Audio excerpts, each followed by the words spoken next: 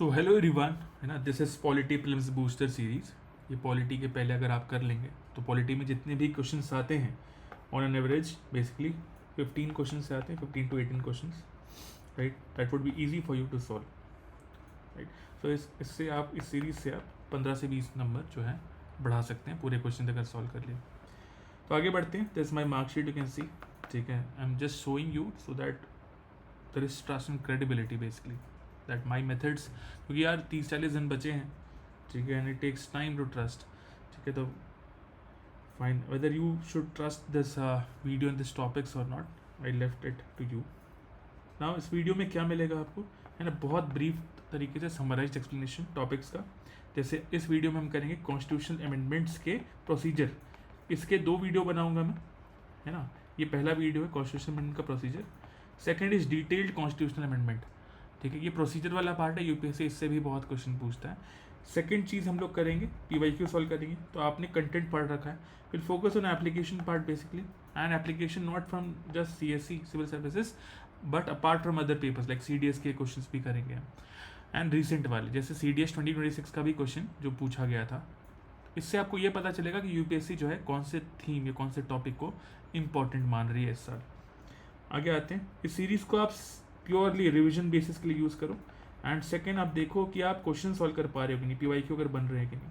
अगर पीवाईक्यू बन रहे हैं, ठीक है, यहाँ बन रहे हैं, टेस्ट में बन रहे हैं, ठीक है, वीडियोज़ में बन रहे हैं आपसे, उस लॉजिक अगर आप यूज़ कर पा रहे हो तो एग्जाम में भी बनेगा। तो it is a basically tool for your confidence, ठीक है। As a confidence tool, as a revision tool use करना। 10 से 12 मिनट की ही वीडियो हम कोशिश करेंगे। Okay, so topic is constitutional amendment, उसका प्रोसीजर्स। तो इंडिया का जो कॉन्स्टिट्यूशन है ना, तो भाई it is a blend of, हमने पढ़ा है, आपने पढ़ा salient feature, it is a blend of rigidity, ठीक है, एंड फ्लेक्सिबिलिटी। तो यार कॉन्स्टिट्यूशन को अगर इवॉल्व करना होना है, राइट, तो उसको फ्लेक्सिबल भी होना पड़ेगा एंड रिजिड भी होना पड़ेगा। तो इंडिया में there are certain basic features very important और कोर फीचर्स जिसको हमने रिजिड रखा है ना, जो आपके प्रीएम्बल के जनरली वैल्यूज होते हैं, ठीक है। उसको आपको अगर अमेंड करना है तो you needs we need very special kind of majority or we need a difficult kind of procedure. Then there are flexible things also. बार बार आप कॉन्स्टिट्यूशनल अमेंडमेंट बिल नहीं ला सकते, इट इज़ वेरी डिफिकल्ट, ठीक है, to get पास, है ना, क्योंकि majority लगती है 2/3 ऑफ स्पेशल मेजोरिटी लगती है। तो बहुत सारी चीज़ आप सिंपल मेजोरिटी जो कि नॉर्मल तरीक़ों से आप पास कर लेते हैं, तो उसी को हम कहते हैं कॉन्स्टिट्यूशनल अमेंडमेंट को अगर हमको देखना है तो मैं डिवाइड कर सकता हूँ आउटसाइड आर्टिकल 368, ठीक है, outside article 368 and inside article 368। तो आउटसाइड आर्टिकल 368 के से मैं बिल ला के, है ना, सिंपल मेजोरिटी से संविधान को मैं अमेंड कर सकता हूँ, बट कॉन्स्टिट्यूशनल अमेंडमेंट बिल लाना नहीं पड़ेगा इसमें, ठीक है। सो आउटसाइड आर्टिकल 368 से through simple majority I can amend constitution, right. But if I have to bring constitutional amendment bill, ठीक है, because this is a rigid feature basically, समझ लो, और ये जो है फ्लेक्सिबिलिटी दिखाता है कॉन्स्टिट्यूशन का, ठीक है। तो इसके लिए special majority by parliament is required, this is basically एक टाइप है, राइट। और उसके बाद दूसरा टाइप है special majority plus ratification of half of the state legislature through simple majority. तो ये 2 तरीके से आप कॉन्स्टिट्यूशनल अमेंडमेंट बिल ला के इसको चेंज कर सकते हो, विच इज इनसाइड और अंडर आर्टिकल 368, ठीक है। आगे बढ़ते हैं। सो आर्टिकल 368 जो संविधान में लिखा है, कॉन्स्टिट्यूशन में लिखा, देख लेते हैं। It is a power of parliament to amend the constitution and procedure. तो आर्टिकल 368 क्लॉज 1 कहता है कि पार्लियामेंट, बिकॉज पार्लियामेंट के पास ही कॉन्स्टिट्यूंट पावर है, कॉन्स्टिट्यूशन को चेंज करने की पावर है, तो 3 तरीकों से वो चेंज या अमेंड कर सकता है। तो अमेंड का वर्ड यहाँ जानेंगे, अमेंड का वर्ड होगा ऑब्वियसली कुछ आप ऐड करोगे, राइट, तो एडिशन बेसिकली है, ऐड कर रहे हो, ठीक है। कुछ हटाओगे तो रिमूव, बेसिकली सब्सट्रैक्टिंग और रिमूवल, और आप कुछ आपने चेंज किया, ठीक है, तो बेसिकली बोलेंगे मॉडिफाई या वेरिएशन, इस टाइप का। तो वैसे ही पार्लियामेंट भी अपना कॉन्स्टिट्यूंट पावर, कॉन्स्टिट्यूशन को चेंज करने की पावर से कॉन्स्टिट्यूशन को अमेंड कर सकता है थ्रू एडिशन, राइट, कुछ ऐड करके, वेरिएशन मॉडिफाई करके, और रिपील मतलब हटा के कॉन्स्टिट्यूशन में, ठीक है, as per the according to the procedure laid down in this article 368। Article 368 कहता है अमेंडमेंट जो होगा कॉन्स्टिट्यूशन का can may be initiated only by the introduction of bill for the purpose in either house. दोनों house में आ सकता है, ये चीज़ ध्यान रखोगे, लोकसभा में भी आ सकता है, राज्यसभा में भी आ सकता है। And when the bill is passed in each house by majority of total membership of that house and by majority of not less than 2/3 of the members of the house present in voting, मतलब special majority plus absolute majority, ठीक है। Now special majority plus absolute majority, this is one kind. उसके बाद अगर federal feature लग रहा है, अगर आपको कुछ फेडरल प्रोविजन से जो हम देखेंगे, तो उसके लिए special majority plus half of the states should be ratified this provision और this bill through simple majority. ठीक है, ऐसा ये फेडरल प्रोविजन के लिए। तो आपको ये दोनों चीज़ें याद रखनी है। आगे बढ़ते हैं, यही चीज़ है special majority which is special plus absolute majority, है ना, 2/3 of the members present in voting plus 50 members of the total strength, मतलब absolute majority.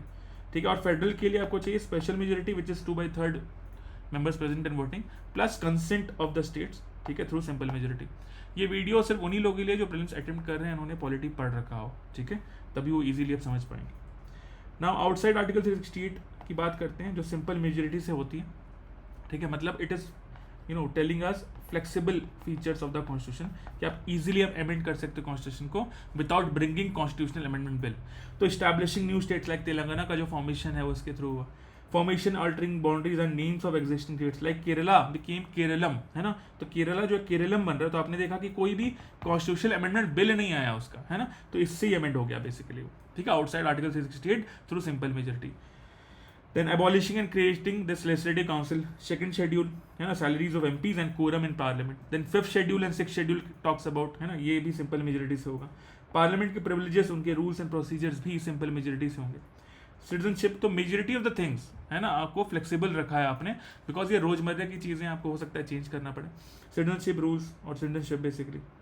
Then elections to parliament and state legislature, delimitation, अभी चल रहा है मुद्दे। Then use of English language in the parliament, then Supreme Court giving more jurisdiction। ये चीज़ क्या है, outside article 368 से सिंपल मेजोरिटी के थ्रू हो सकता है। Now there are certain things जो कि अंडर आर्टिकल 368 आता है और विद इन आर्टिकल 368 आ रहा है ना, तो आपको याद रखना है दो चीज़ें। Under article 368 there are 2 conditions. First is special majority of second type, कहते हैं हम इसको। Special majority of second type मतलब special majority plus absolute majority, है ना, तो ये एक टाइप है, इसको हम कहेंगे second type for our convenience.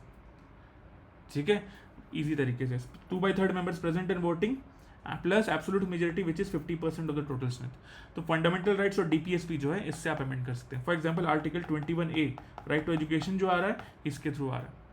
ठीक है, और एक और चीज़ है, जो भी अगर कॉन्स्टिट्यूशन अमेंडमेंट में लाना है और वो कहीं मेंशन नहीं है, ना सिंपल मेजोरिटी के लिए मेंशन है, ना कि फेडरल फीचर के लिए मेंशन है, तो that residue feature can also come here. ठीक है, उसके बाद जो last federal provision, now this is very important, UPSC बार बार पूछता है इसको, तो 7-8 ही पॉइंट है इसको, लेकिन रट लेना है।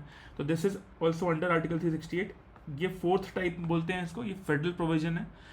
तो special majority plus simple majority से हमको देख सकते हैं।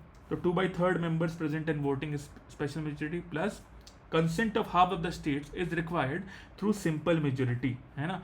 तो ये जो चीज़ है under article 368, it is a federal provision. Now क्या क्या चीज़ है, GST council, very logical, GST council ये फेडरल फीचर ही है। 7th शेड्यूल फेडरल फीचर ही है। Election of the president and its manner, ये आपको याद रखना है basically. Supreme court and high court, you know courts, है ना, सुप्रीम कोर्ट स्पेशली। ठीक है, it is a one of the important और कोर फीचर, और independent judiciary is a core feature of federalism, है ना, यूपीएससी ने क्वेश्चन भी पूछा हुआ है।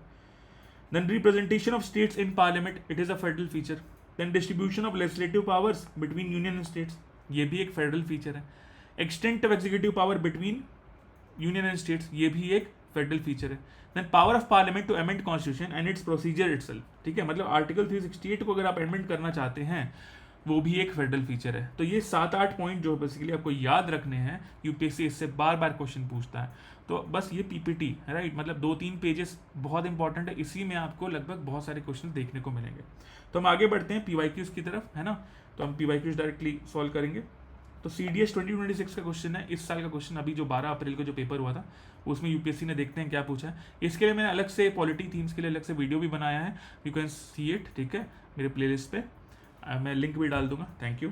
अब इसमें आते हैं, consider the following statements regarding the amendment procedure under article 368। Under article 368 के तहत कौन सा आपको, मतलब consider the following statements with respect to amendment procedure. तो constitutional amendment bill can be introduced in either house of the parliament, है ना, हमने देखा था लोकसभा में भी इंट्रोड्यूस हो सकता है और राज्यसभा में भी कॉन्स्टिट्यूशनल अमेंडमेंट बिल जो है इंट्रोड्यूस हो सकता है। तो first is correct. Then constitutional amendment bill should be passed in each house by majority of the total membership of that house and by majority of not less than 2/3 of the members of that house present and voting। हमने देखा ये क्या चीज़ है, special majority plus absolute majority की बात कर रहे हैं। ठीक है, special majority plus absolute majority की बात कर रहा है, right. Special versus 2/3 of the members present in voting, absolute मतलब more than 50% of the total strength, यही देख रहा हूँ। Total membership of that house, ठीक है, this is absolute, and of not less than 2/3 of the members of that house present in voting, this, ठीक है, तो ये भी करेक्ट है। देन उसके बाद थर्ड स्टेटमेंट पढ़ते हैं, fine all the constitution amendment bills must be ratified by the legislature of not less than 1/2 of the states. Now हर एक constitution amendment bill is not required है ना to be ratified by 1/2 of the state, ठीक है। Only those constitutional amendment bill जो कि federal provisions, ये हमने देखा था 7-8 पॉइंट इससे रिलेटेड है, उसी में 1/2 ऑफ द स्टेट्स का रेटिफिकेशन लगता है। हर एक कॉन्स्टिट्यूशनल अमेंडमेंट बिल में रेटिफिकेशन, फेडरल जो रेटिफिकेशन वो नहीं लगता है। तो third statement here is wrong, तो आई कैन एलिमिनेट दिस, ठीक है। फर्स्ट और सेकंड करेक्ट है, द आंसर इज 1 and 2। तो अगर आपने इसको सॉल्व कर लिया मतलब आपने यूपीएससी 2026, ठीक है, उसमें जो इंपॉर्टेंट थीम है उसको सॉल्व कर लिया, बिकॉज यूपीएससी क्लू छोड़ती है अपने बाकी एग्जाम से कि वो इस साल कौन कौन से थीम्स उसमें इंपॉर्टेंट है। नेक्स्ट क्वेश्चन में चलते हैं, 2022 का क्वेश्चन है, सेम। अब देखते हैं, अ bill amending the constitution requires a prior recommendation of president of India, right. तो हमको ध्यान होगा कि अगर कॉन्स्टिट्यूशन की अमेंडमेंट की बिल की बात आती है तो कोई भी प्रेसिडेंट है ना, कोई भी बेसिकली प्रायर रिकमेंडेशन का जरूरत नहीं होता उसमें, ठीक है। सो 1 को मैं एलिमिनेट कर सकता हूँ, और यूपीएससी भी वही आपसे चाहती थी, you have to pick the right statement and eliminate. तो अपने आप आंसर 2 and 3 आ चुका है, बट हम चेक कर लेते हैं। When a constitutional amendment bill is presented to president, it is obligatory for the president, ठीक है, of India to give his or her assent, है ना। तो ये जो है obligatory है, yes, it was given during Indira Gandhi's government, है ना। ये it was 24th Constitutional Amendment Act 1971, which made it compulsory for president in the case of constitutional amendment bill कि उनको assent देना ही होगा, ठीक है, ताकि कोई लूप खुल ना रहे। तो second statement is correct. Third statement पे आते हैं, constitution amendment bill must be pass by both house, है ना, must be pass by Lok Sabha and Rajya Sabha by special majority and there is no provision for joint sitting, yes it is also correct कि constitution amendment bill के लिए, है ना, कोई भी joint sitting नहीं होता है। तो second and third statement is correct, तो आंसर इज बी। नेक्स्ट पे आते हैं, which of the following statements with regard to creation of a new state or alteration of boundaries of states is or are correct, ठीक है। An amendment has to be moved in parliament under article 368 of the constitution। अगर आपको नया state बनाना है या फिर state की boundary change करनी है तो उस रिस्पेक्ट टू आपको स्टेटमेंट्स देखने हैं। तो amendment has to be moved in parliament under article 368 नहीं भाई, है ना, हमने देखा ये फ्लेक्सिबल फीचर है alteration of boundaries and all, तो अंडर आर्टिकल 368 में नहीं आएगा, या आउटसाइड आर्टिकल 368 में आता है, ठीक है। अंडर आर्टिकल 368 में सिर्फ स्पेशल मेजोरिटी वाली चीजें ही थी, ठीक है। तो इसीलिए फर्स्ट स्टेटमेंट जो है अपने आप गलत हो जाता है, तो I can eliminate first statement.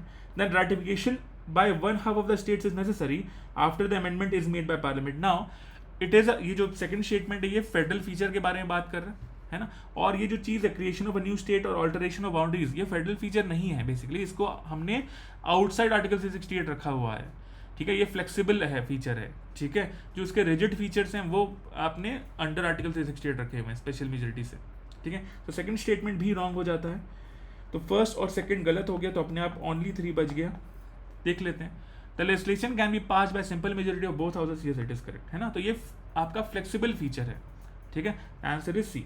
Next question पे चलते हैं, 2024, as per article 368 the parliament may amend any provision of the constitution by the way of, है ना, कि भाई पार्लियामेंट के पास पावर है, राइट, अमेंड करने का। तो कौन से क्वेश्चन से पूछ रहे हैं, आर्टिकल 368 क्लॉज 1 से ये क्वेश्चन पूछा हुआ यूपीएससी ने, ठीक है। और इसको अगर आप ये क्वेश्चन देखेंगे, ये कहाँ से पूछा हुआ है, आर्टिकल 368 क्लॉज 2 से पूछा हुआ है, ठीक है।